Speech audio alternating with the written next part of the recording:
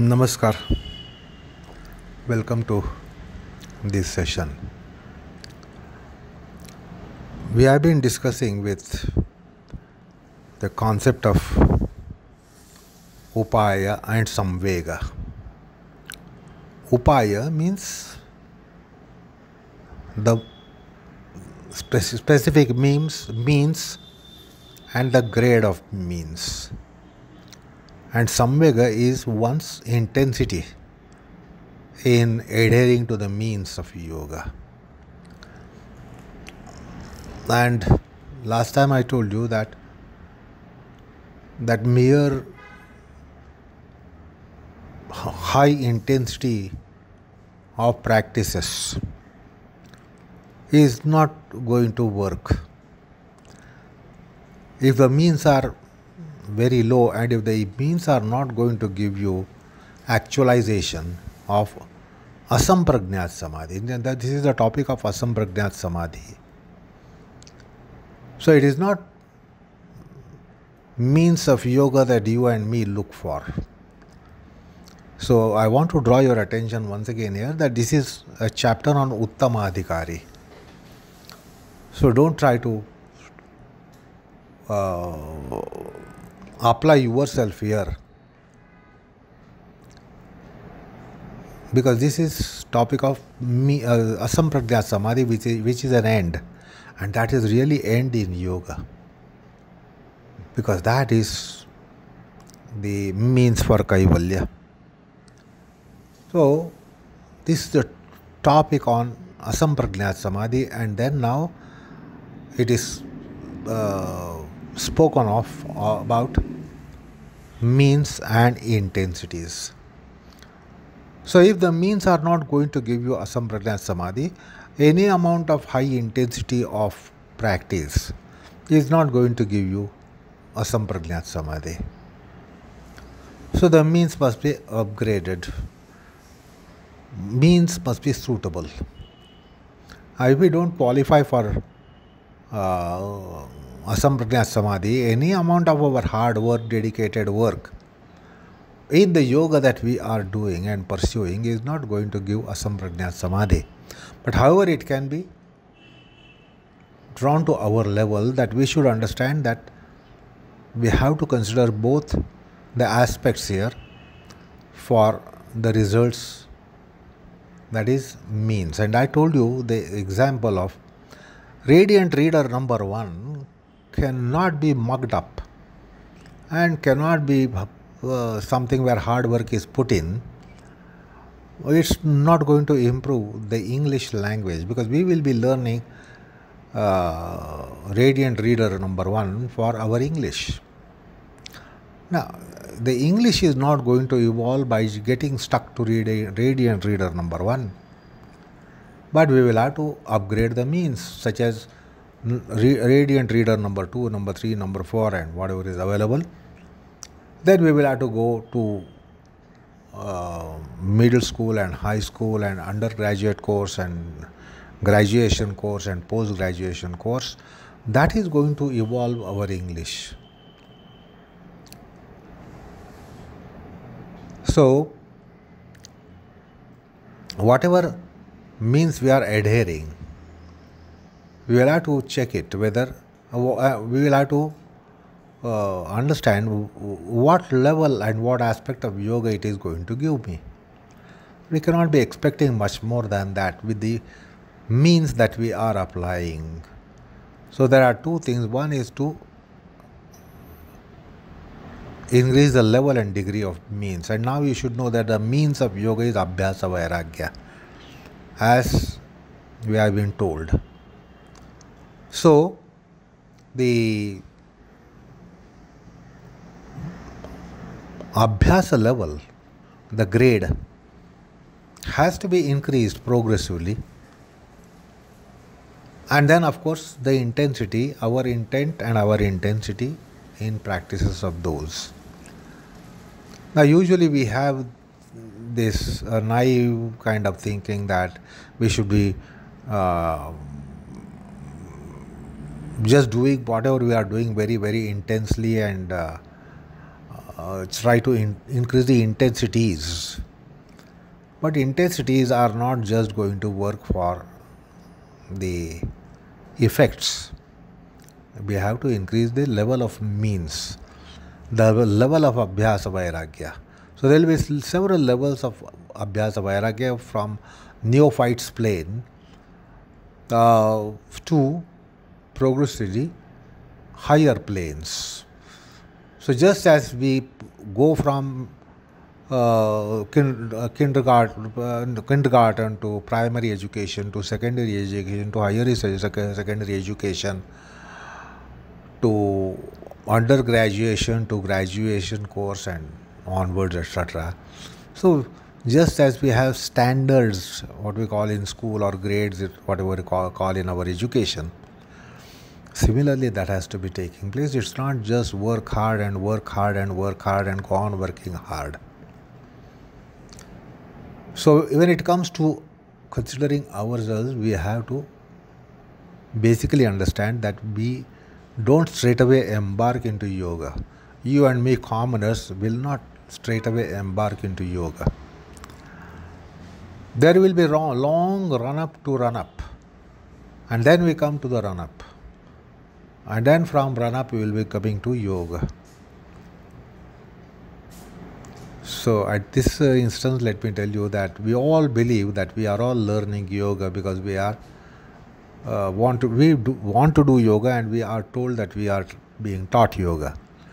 That is not really yoga. There is much to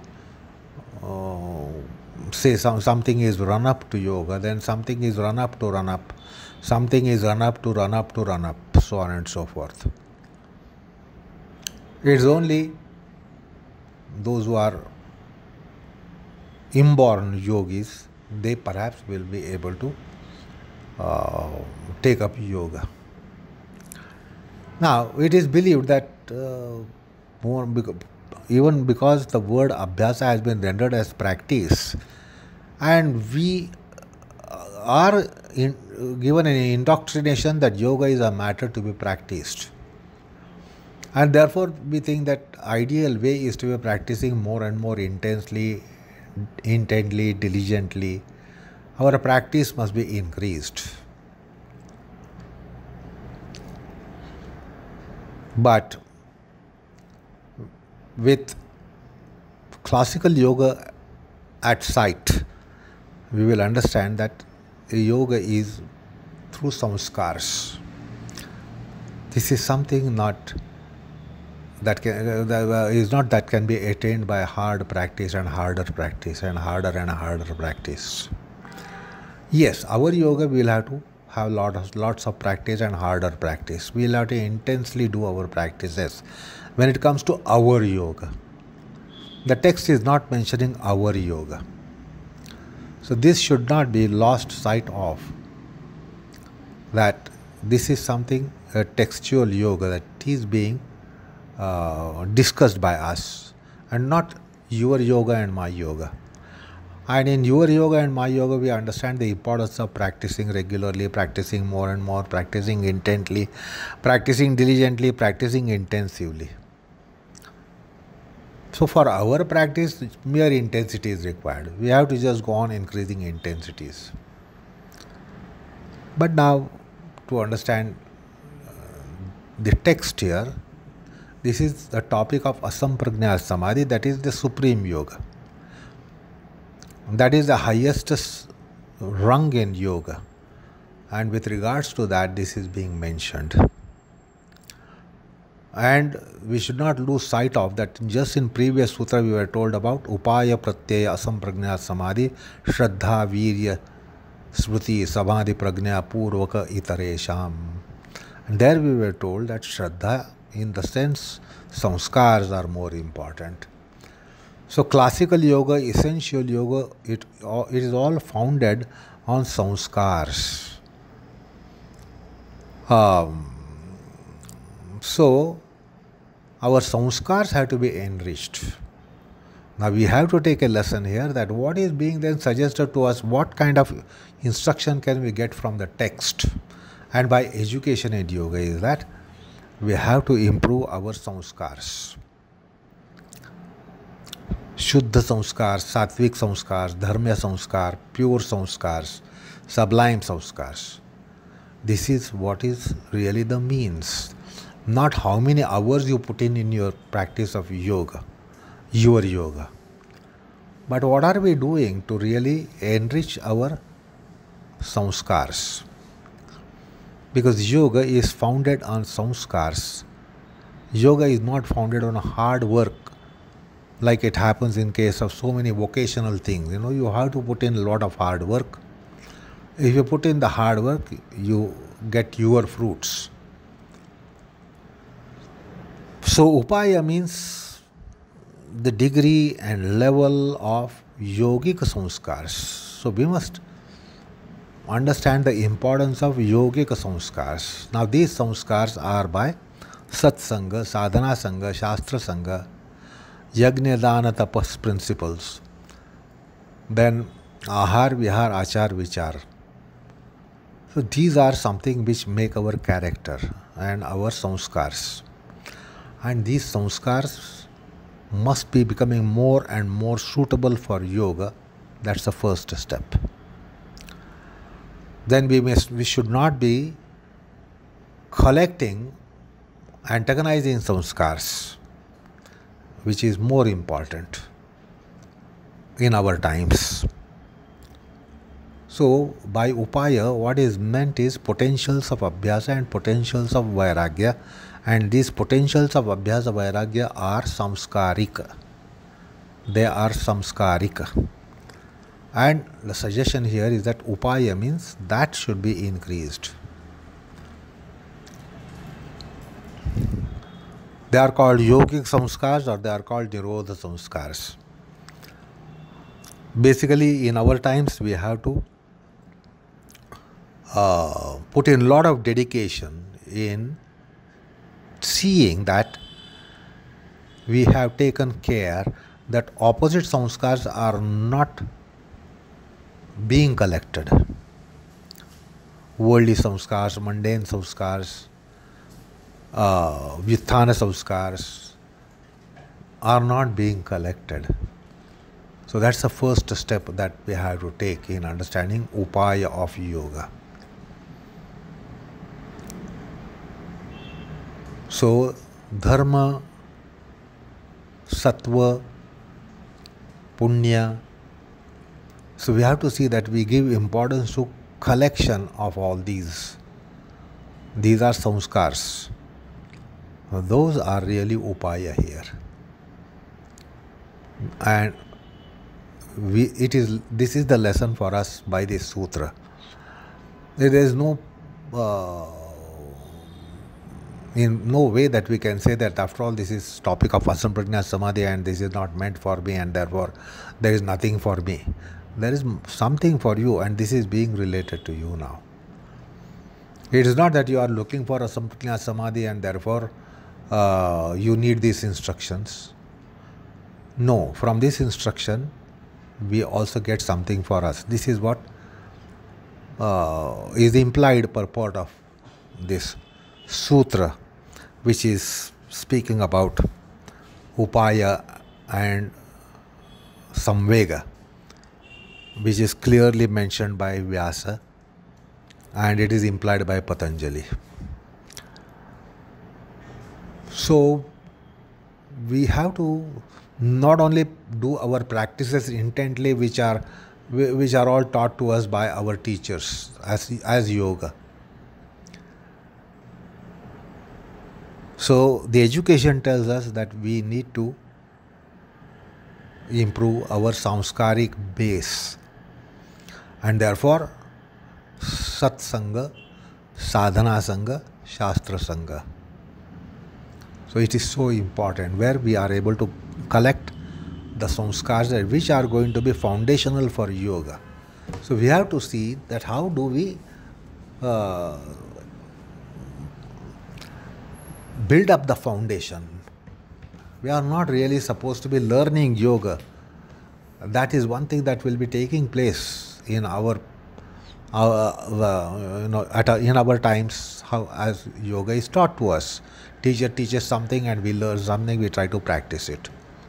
It might be with respect to asana, pranayam, kriya, mudras, etc. But that is not all. You can't be just doing that. But the foundational aspects are in inculcating the principles of yajna, dana, tapa, and then enriching our samskars by satsanga, sattva sanga, sadhu sanga, santa sanga, sattva sanga, and then sadhana sanga. Kaya vacha manasa sadhana, sthula sukshma karana sharira sadhana, and then Shastra Sangha, the Dharma Shastra, Gita Shastra, Yoga Shastra, Vedanta Shastra, Sankhya Shastra, Adhyatma Shastra, Moksha Shastra. All this is available in the Shrutis and Smritis and scriptures. So we need to take up the study of those and not just go on practicing what we are taught.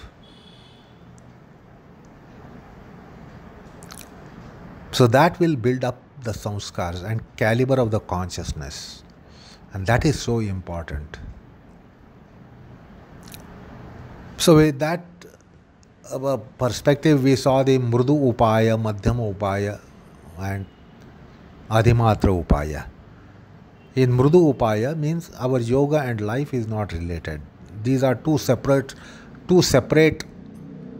circles operating in our life. We don't relate our yoga to our conduct of life. So that is Mrudu Upaya. When it becomes more integrated, then instead of two circles, I gave you idea of one circle. And in one circle we have bhoga and apavarga components. So the yoga is influencing our life. Yoga will influence our life when we have satsanga, sattva sanga, sadhu sanga, satsanga, etc., etc., and achar, vichar, ahar, vihar, etc. Then only they will influence our life, our dynamics of life.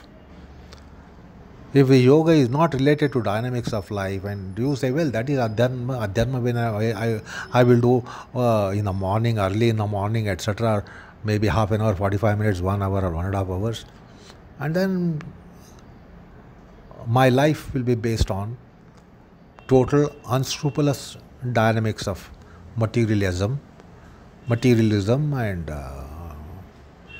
hedonism, bhoga parayanata, etc., etc. So once the yoga is influencing your life, and then it is interfering with your life in the sense that it gives you some kind of judgment on your life and tells you this is not to be done and this is to be done. So when we start taking care of our yoga through our life aspects and elements, then that becomes Madhyama Upaya. And then in Adhimatra Upaya, the mundanity, worldliness, so it's all not there. It will just come as like some dots in our life. Say for example, you and me also have to eat our food and take our meals. Someone like Jnaneshwar was also eating meals. It was necessary for the body to be taking some food for sustenance of the corporeal body. But our food is not going for just sustenance of the corporeal body, but it is satisfying our craze. So why do we eat food, and why saintly people eat food is incomparable. So when someone is eating food or someone is also taking sleep, you also sleep, I also sleep, everyone sleeps, and the saints also go to sleep. The why saint goes to go to see sleep, why Gnaneshwar went to sleep and why you and me go to sleep are two different things. Why you and me eat the food and why Gnaneshwar ate the food or someone like Gnaneshwar ate the food are two different things. So when Gnaneshwar eats food, that is like the dots of bhoga coming in yoga, because even in the eating food there is yoga. In our eating food there is ouster of yoga and instatement of bhoga. We will be eating what we like, and there is something that we like very, very, very much, and we'll be pouncing upon those food items. We'll be eating with gluttonously, with craze, etc., delirium, etc. Whereas someone like Gnaneshwar never ate anything with some delirium, some craze, etc. So it was eaten for subsistence of the physical body, corporeal body. So why they eat food and why they go to sleep, and why you and me eat the food and why you and me also go to sleep, why you and me have business life of activity of life and why they had business activity of life, this should be understood. So satsanga gives you to understand all these things, because you understand life of Gnaneshwar, life of Ramana Maharshi, life of Ramakrishna Paramahams. So that's why we read the Gospels. Therefore, we will come to know that we also need food, shelter, clothes, and they also were using or taking food, shelter, and clothes. But why for, and why for we are taking it? There's big difference. So all this will be realized by satsanga, shastra sangha. So all that needs to be done. We have to understand life of Ramana Maharshi and Ramakrishna Paramahams, Gnaneshwars, Yajnavalkya, etc., etc., Vedavyasa. So we must try to know what was their life.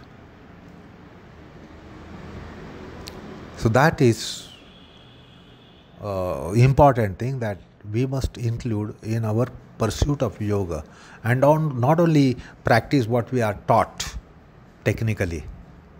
Today yoga is taught so technically. What is taught by yoga? There is no yoga without you being made to do some asanas, some pranayam, some kriyas, some mudras, and you think that is yoga. So find out how far it is away to even to run up of yoga. Therefore, we will have to have these connectivities from what we do to reach the run up of yoga. And when we come to run up of yoga, we realize that samskars are paramount. So the upaya is for abhyas potential and vairagya potential, and samskars are so important there. We should not lose sight of this. So with that we were given some understanding of Mrudu Upaya, Madhyama Upaya, Adhimatra Upaya. Then comes the Samvega. Samvega means, for us it is intensity. Now Samvega technically here means Vairagya, caliber of Vairagya. Vairagya is really technically considered as not just intensity but Vairagya. How much is your Vairagya? Now, I did not tell you once again about what is Vairagya, because we have gone into that in the part of earlier sessions. So, Vairagya comes for Samvega. If the Vairagya is low, our mundanity will be high. If the Vairagya is higher, our mundanity will be shrunk. So, Vairagya really means the Samvega technically means here Vairagya. And therefore he says Tivra Samveganam Asannaha. And then he explains Mrudumadhya Adhimatratvat Tato Api Vishesha.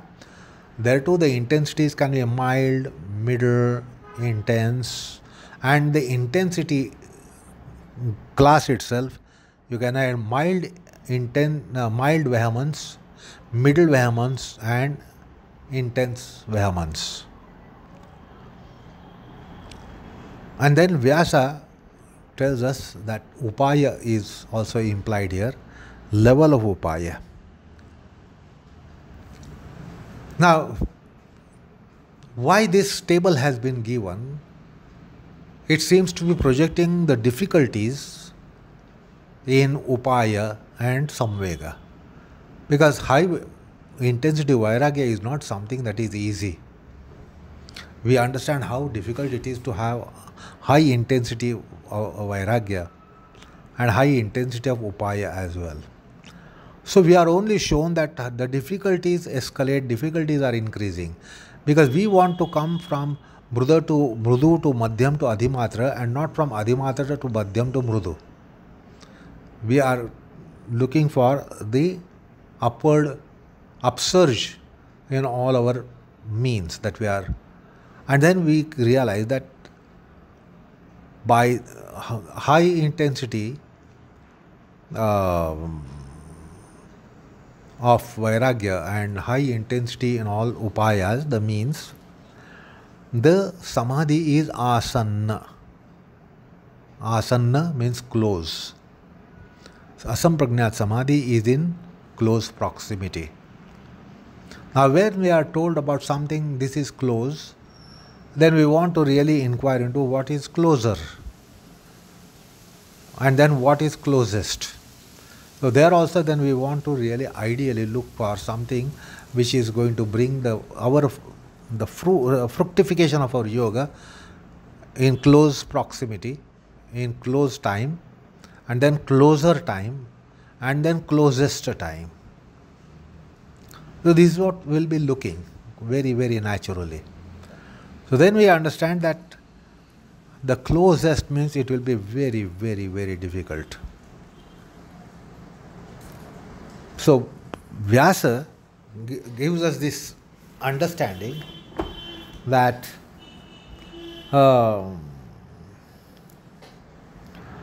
Kim etasmat eka asanna tama samadhi bhavati. Because Patanjali has only mentioned asanna, positive degree. Asanna means close. But then with the purport of the sutra, we are shown about how it can become asannatama.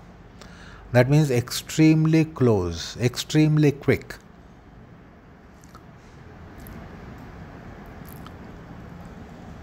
Then we can now envisage how the means will be unwieldy, how the means will be difficult, how the means will be extremely unwieldy, and how the intensity of vairagya is also unwieldy.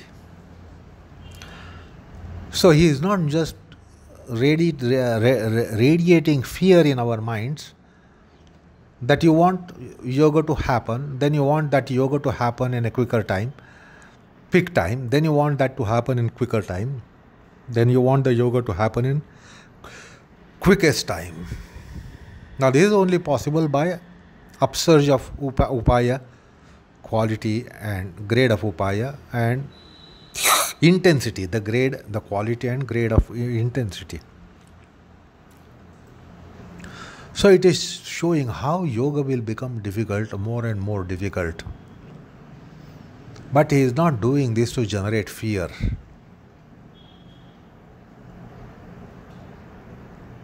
Well, why is it saying this? It is coming as enunciation to means.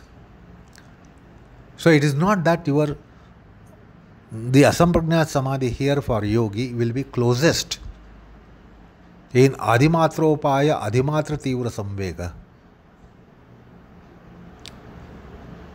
Rather than going for such a difficult pursuit and difficult process, there is another alternative means. and that is Ishvara Pranidhanad Va. Ishvara Pranidhan will also give Asampajñat Samadhi in the quickest time, if not quickest time, quicker time, if not quicker time, in quick time. So also for ourselves, our yoga will, we think it will only be possible by quick intensities in our Abhyasa and Vairagya. And then we know that it is difficult to have intense Vairagya and intense Abhyasa. So our yoga will fructify quick by intense most Abhyasa adherence and intense most Vairagya adherence. Now this is all very, very unwieldy. But there is alternative means that it is Ishvara Pranidhan. So our yoga will fructify in the quick time or quickest time, depending upon your caliber of Pranidhana, Ishvara Bhakti. And here comes altogether new topic of Yoga Sutra, Ishvara, topic of Ishvara Pranidhana, topic of divinity, so called, and topic of devotion for divinity. So that will rapidify the process of yoga.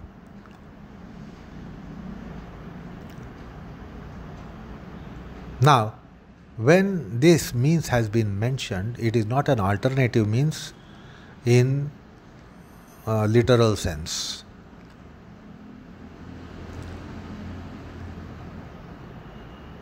It is to convince that our practice studied with devotion to divinity, God, Bhagwan, is going to reap fruits at a rapid pace.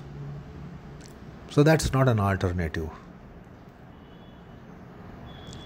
Because if I tell you that if you take a flight from here, India, to say European countries, it will be about 9-10 hours flight.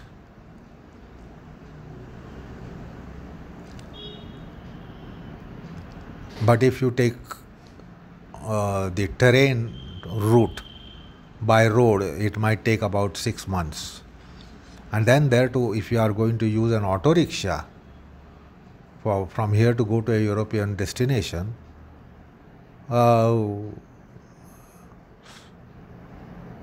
we will definitely not think of taking an auto rickshaw. Auto rickshaw is such a means that it is only good for commuting within a city. We don't think of intercity commuting by auto rickshaw, because that's not the vehicle. So that doesn't mean that there is an alternative.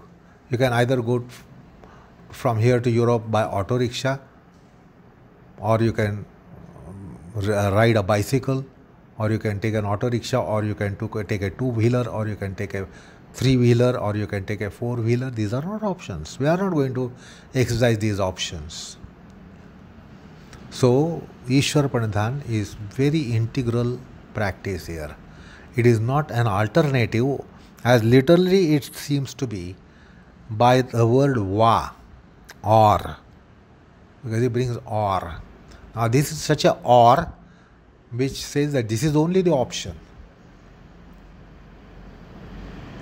So it is not in that sense an option, but it is or for both Abhyasa component and Vairagya component. In the sense, it will contribute so very mightily for Abhyasa potentials, Vairagya potentials. It will mightily contribute for samskars, because those are really the means of yoga. If you have to come to one means of yoga, it is samskars, yoga samskars, nirodha samskars, sublime samskars, pure samskars. And then if you want to make it into two, it is Abhyasa and Vairagya.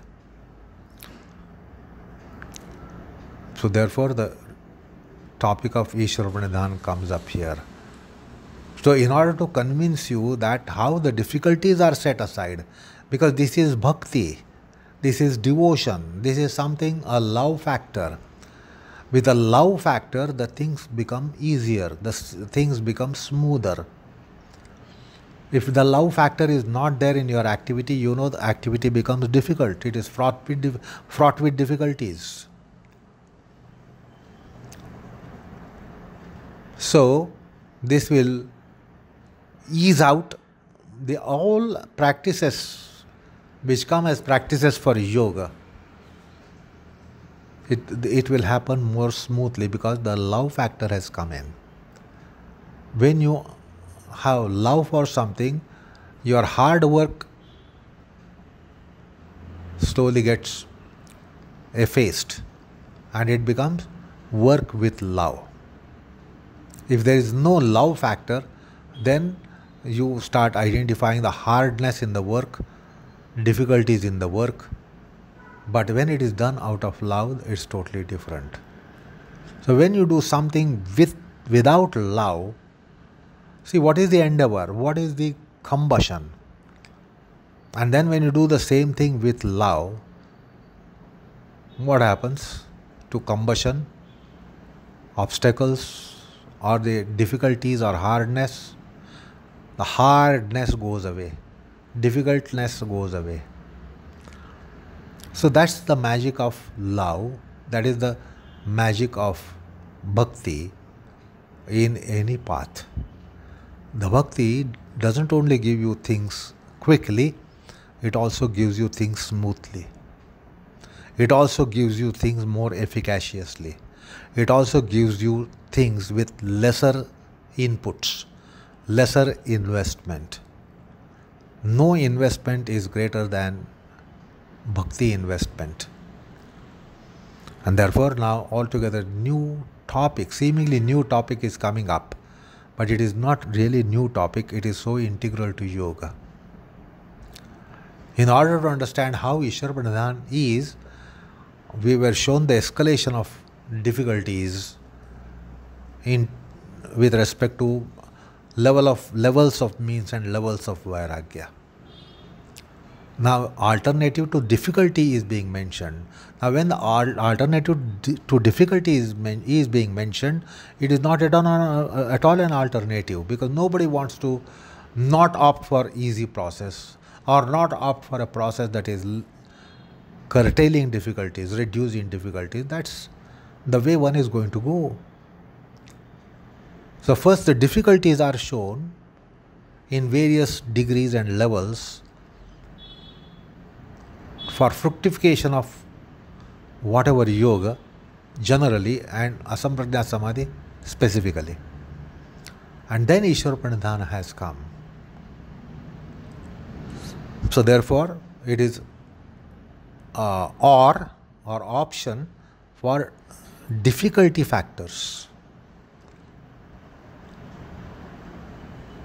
and not alternative to very means. If the means are becoming difficult, if the means are becoming hard, tough, then this is an alternative for toughness.